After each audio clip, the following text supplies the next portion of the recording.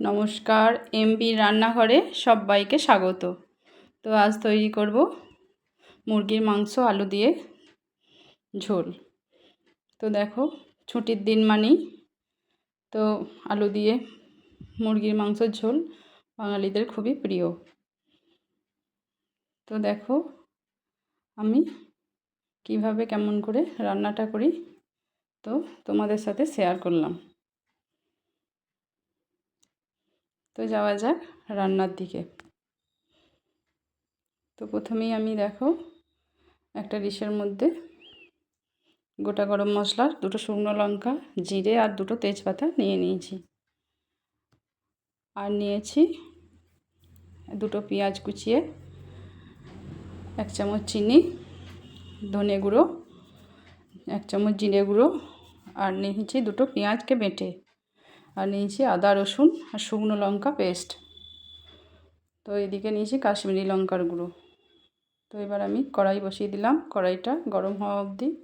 এবার আমি দিয়ে দিলাম সর্ষের তেল বেশ খানিকটা। তো তেলটা দেখো গরম হয়ে এসেছে।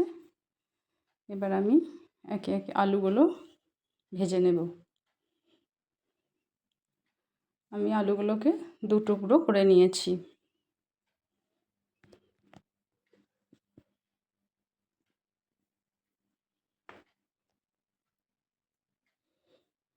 আলুগুলোকে একটু লাল লাল করে ভেজে নেব। এবার এর মধ্যে দিয়ে দেব অল্প একটু হলুদ আর অল্প একটু নুন।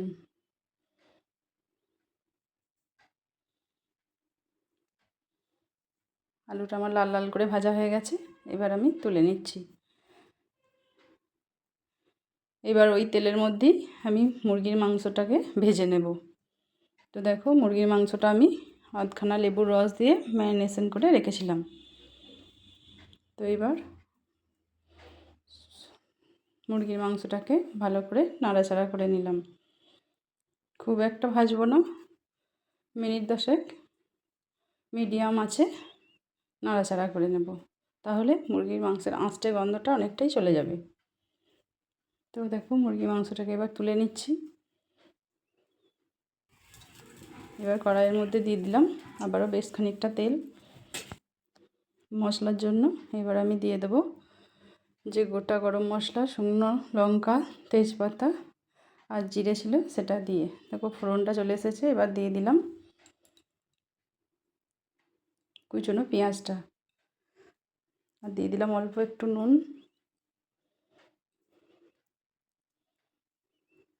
পেঁয়াজটা ভাজা হয়ে গেছে, এবার দিয়ে দিলাম আদা রসুন আর শুকনো লঙ্কার যে পেস্টটা ছিল সেটা।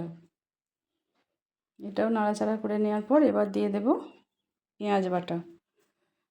পেঁয়াজ বাটাটাও মিনিট 2-1 মতো নাড়াচাড়া করে নেব। এবার দিয়ে দেবো বেসিক যে মশলাগুলি ছিল, যেমন ধনে গুঁড়ো, জিরে গুঁড়ো, হলুদ গুঁড়ো, এগুলো দিয়ে একটু নাড়াচাড়া করে নেব। দিয়ে এবার দিয়ে দেবো 1 চামচ চিনি আর অল্প একটু নুন দিয়ে দেবো। দিয়ে মশলাটাকে ভালো করে কষিয়ে নেব।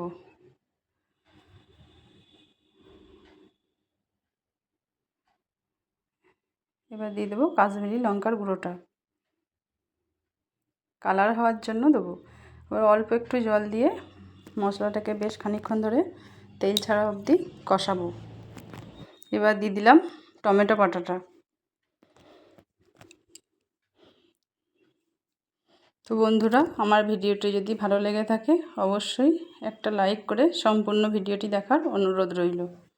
দেখো মশলা থেকে তেলটা ছেড়ে গেছে। এবার আমি ভেজে রাখা মাংস আর আলুটা দিয়ে দিলাম।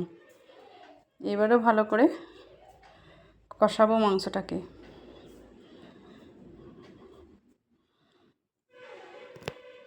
তো নতুন বন্ধুদের বলছি অবশ্যই সাবস্ক্রাইব করে দেবে, আর পুরনো বন্ধুদের অনেক অনেক ভালোবাসা। আমি মাংসটাকে ঢাকনা চাপা বেশ খানিকক্ষণ চাপা দিয়ে দিয়ে কষিয়ে নেব।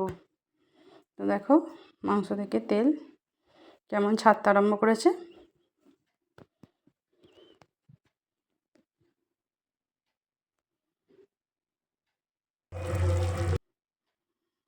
তো আমি এবার জল দিয়ে দিলাম। আর দিয়ে দিলাম নুনটা একটু চেক করে তারপর আবার দিয়ে দেব। এবার আমি একটা ঢাকনা চাপা দিয়ে দিলাম। তো মাংসটা রেডি। তো দেখো, পরিবেশনের জন্য আমি বাটিতে তুলে নিচ্ছি। তো বন্ধুরা, কেমন হয়েছে অবশ্যই একটা কমেন্ট করে জানাবেন। আজ তাহলে আসি, আবার দেখা হবে অন্য কোনো নতুন রেসিপিতে। সবাই ভালো থাকবেন, সুস্থ থাকবেন। নমস্কার।